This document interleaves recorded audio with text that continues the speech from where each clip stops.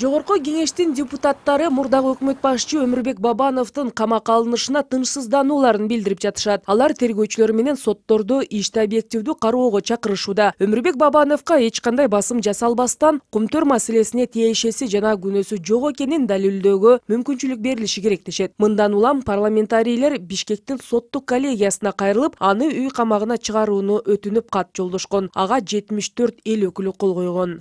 Бабанов Өмүрбек Токтогулович, мурдагы премьер-министр, мурдагы партиянын лидери, президенттикке кандидат катары ошонун баарын эске алып, биз депутаттар кол коюп бергенбиз.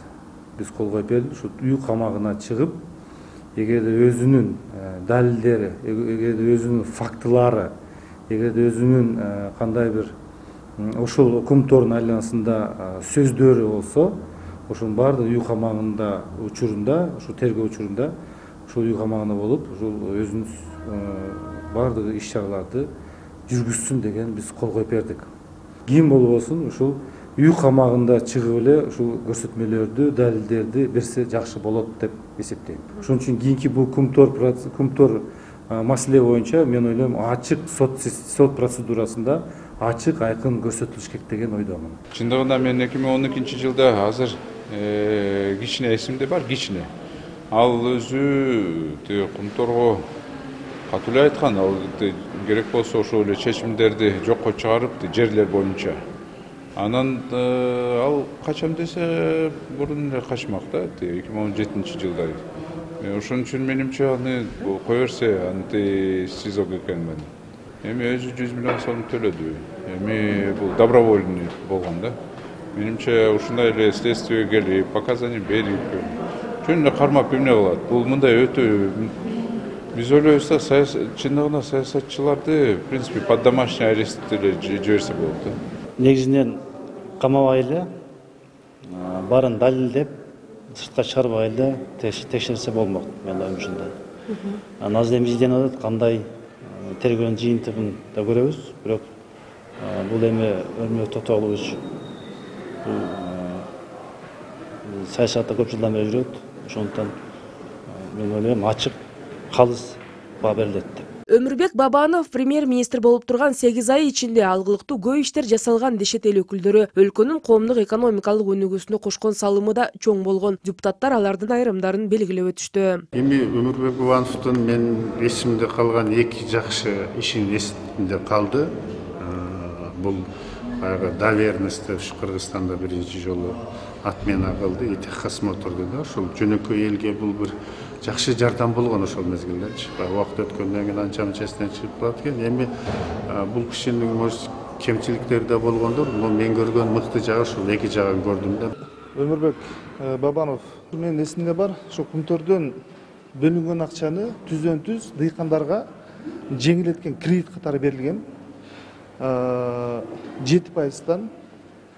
Бул биздин дыйкандарга, элибизге, жалаң дыйкандар эмес, мына жалпы элге колунда жокторго берилген. Ошол учурда мен аким болчумун. Ошол акчаларды, бир кредиттерди ар бир айдан кредиттик комитет түзүлүп, кимдерге берилиш керек, кимдер алыш керек, анын ушу айдан жыйын болуп, тизмеси түзүлүп, колунда жоктор алганда, ошондо мисалы 50 миң сомдон 100 миң сомго чейин алгандар бар эле. Ушунда 50 миң сомго алгандар 1 жылга берилген, 50 миңге алгандар 40 миң сомго, 35 миң сомго бир уй алып, боз уй алып, бир торпак алып, бир тобунун үйүндө сүт жокторго сүт болгон, уй жокторго уйлуу болгон, ошо бир аз болсо да аларга мындай жеңилдик болгон. Бабановдун ошол учурдагы элге берген жардамы абдан чоң болгон. Ошондой чечкиндүү кадамдарга барган. Эгерде ошол учурда 7%дан кредит берип, чечкиндүү кадамдарга барбаса, азыр дыйкандар кыйналып, жеңилдеткен кредиттер албайт эле деп ойлойм да. Ошондой мыйзам жазылбайт эле. Эми ошол кезде 7% кредитти аны ишке ашыра алды. Жеңилдетилген кредити, ошон 7%. Анан кийин ал ичинде техникалык осмотр боюнча машиналарга жокко чыгарылды. Ошол эсимде бар. Анын ичинде доверенностьтер боюнча дагы жокко чыгарылган анын эсимде бар. Анан кийин 38 мамлекетке виза жок кирүүгө уруксат берилген деген анын эсимде бар да. Бир топ кандай болсо да жылыштар болгон деп эсимде бар.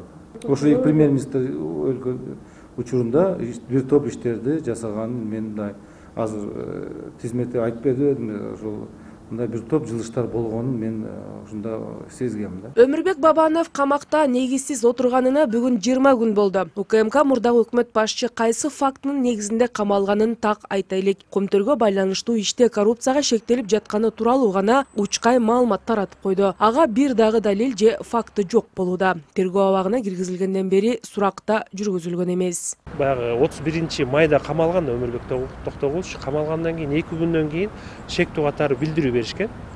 Ошо билдирүү бергенден кийин бүгүнкү күнгө чейин бир дагы тергөө амалдары жүргөн жок. Өмүрбек Токтогуловичтун катышуусу менен же болбосо ага карата.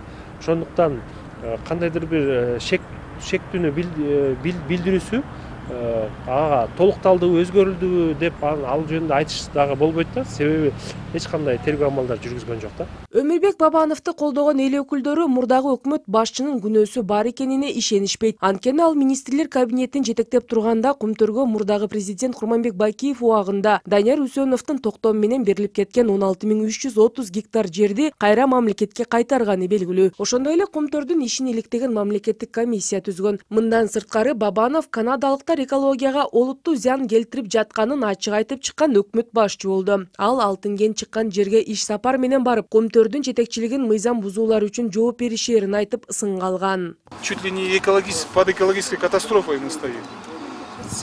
Я считаю, компания публичная это вообще не может делать, так поступать. Вы должны быть образцом производства.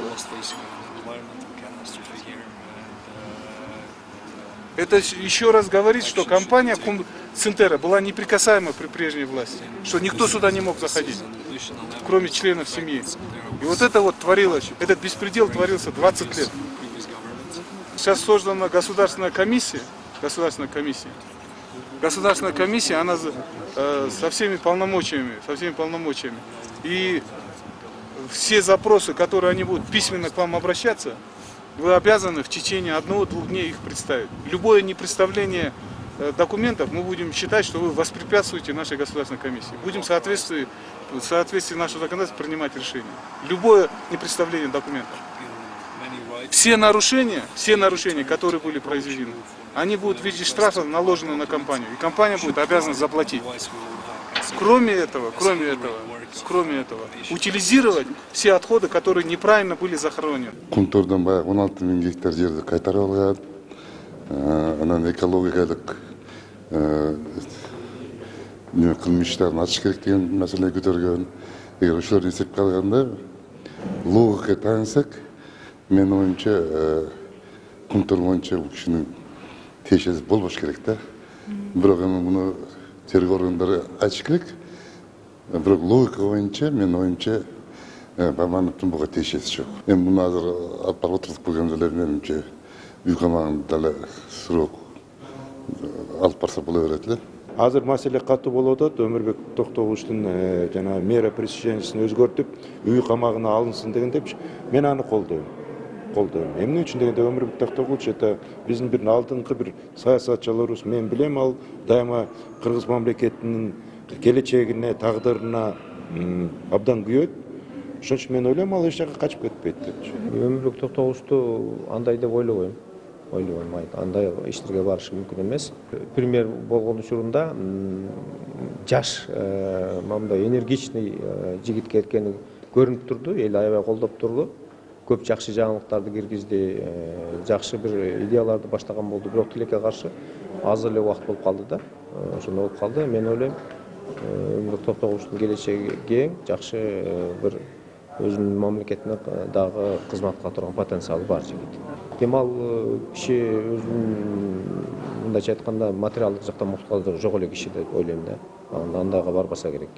Мурдагы премьер-министр Өмүрбек Бабановго каршы иш башынан эле тергөөчүлөр тарабынан гана эмес, Фемида өкүлдөрү тарабынан да жасалган мыйзамсыз иш-аракеттер менен коштолууда. 2-июнда каралган башкаруу чарасы мыйзам бузуулар менен тандалган. 1-май райондук сотунун судьясы Чыңгыз Бердимуратов Бабановдун бөгөт чарасын жабык эшик артында 8 саат карап, 2 айга тергөө абагына алуу чечимин чыгарган. Бабанов жана анын жактоочулары журналисттерди тарапташтарын киргизүүнү суранып, ишти ачык кароону өтүнгөнү менен судья аны да уккан эмес. Ал тургай аудио-видео жазууларга да уруксат бербей койгон. Залда орнотулган камералар баарын жазаарын айтканы менен кийин техникалык мүчүлүштүктөрдөн улам сот отурумунда аудио жана видео жазуу жүргүзүлбөгөнүн расмий билдирген. Бирок бул маалымат туура эмес болуп чыкты дешет адвокаты. Өмүрбек Бабановдун жактоочулары судья атайын эле видео аудио жазууларды бербей койгонун документ менен далилдешти. Биз процесс бүткөндөн кийин сотко кайрылсак, алар судья Бердимуратов бизге мындай жооп берип койду. Ошол кезде секретарга логин паролдор берилбей калган үчүн бул видео записка доступу жок болуп калып, запись кылынбай калды деп койду. Анан биз ага ишенген жокпуз.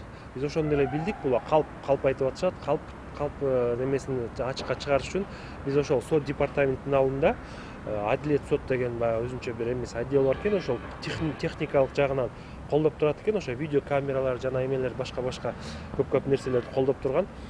Анан ошол жака кайрылып официалдуу түрдө сурадык. Ошол сот отурумунда отурган секретарь логин паролун алганбы же алган эмеспи десек, аяктан айтышты, бул секретарь мурун эле логин паролун алган, доступу бар депчи. Бул эмнени билдирет? Бул бир гана ошол алдоону билдирет да, сот тарабынан бул бизди алдоо иретинде алдоо жасап атат. Себеби баягы биз буга чейин мурун деле айтып жүрөбүз, Өмүрбек Токтогулович өзү да айтып атат, бул абсурдтук айып болуп атат, эч кандай негизи жок болуп атат. Ошону эл көрсүн, эл баа берсин деген ошого жол бергиси келбей жатат да булар, потому что анын баары элдин баягы эмесине чыкса, бул калп экенин, эч кандай жүйөлүү негиздер жок экени көрүнүп калат. Ошону булар жаап жашырыш максатында ушундай алдап калп айтып бизге баягы бербей жатат да тиешелүү видео запистерди. Каралуу аракети болуп атат да, бул жок деген жөн эле каралуу мыйзамсыз айыптоо болуп атат да ушу. Өмүрбек Бабановдун баш коргоо чарасы эртең саат 9-да Бишкек шаардык сотунда каралат. Бирок мурдагы өкмөт башчыны пандемияга байланыштуу деп сот залына алып келбей коюшу мүмкүн деген кооптонуулар бар. Мындан улам анын жактоочулары судьяга өтүнүч келтирип, Өмүрбек Бабановдун өзүн процесске катыштырууну суранышкан. Буга чейинки да көп процесстер пандемия жана башка тиешелүү нерселер болуп атат деп туруп шектүү адамды заседания катыштырбай эле карап салышкан. Практикада ошондой көп нерселер бар. Бирок биз ошо карап туруп атайын өтүнүч келтиргенбиз Бишкек шаардык сотуна. Өмүрбек Токтогуловичту ошо катыштыргыла, ошол отурумда болсун, тиешелүү өзүнүн оюн айтсын деп өтүнүч келтиргенбиз. Ал ошол сот коллегиясына өткөн. Биз үмүттөнүп турабыз, что ошол эртеңки күнү Өмүрбек Токтогуловичтун катышуусу менен сот отуруму болот.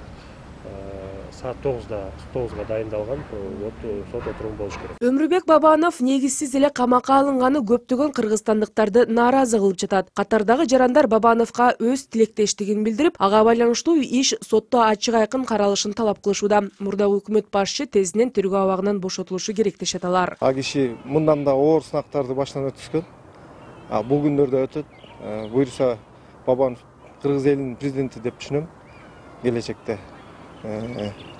А киши мисалы ар бир адам жан териси менен сезбедикпи, мынакей ар бирибиз машина айдайбыз. Техас мотор ошолордун баарын кадимкидей баары сездик го. Ар бир адам ошону түшүнөт өзүнүн деңгээлинде. Анан мен бул тиги камаган туура эмес деп эсептейм да. 16.000 гектар деген кандай жер?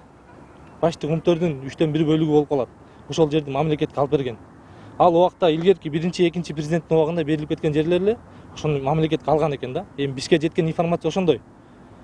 Интернетте чукузаңар, өзүнүн деле премьер болуп турганда сүйлөгөн сөздөрү бар. Анан эле чукуп эле кара пиар кылып эле атак Бабановдун камабай эле бунун акылын колдонсо болмок да. Алын албай эле акылын колдонсо мамлекетке көп иш болмок да. Мен оюм ошондой. Адилеттүүлүк болуп бактырат деп ойлойбуз. Ошол акталсын. Кыргызстанга эми көп эле мындай 7 ай премьер-министр болуп иштеп атканда көп нерселерди өзгөрттү, аябай колунан келген жардамдын баардыгын жасады. Буну деле өкмөт ойго алыш керек. Оюм түз, акталат Кудай буйруса. Рахат Жаныбекова, Владимир Кулбалдиев, НТС.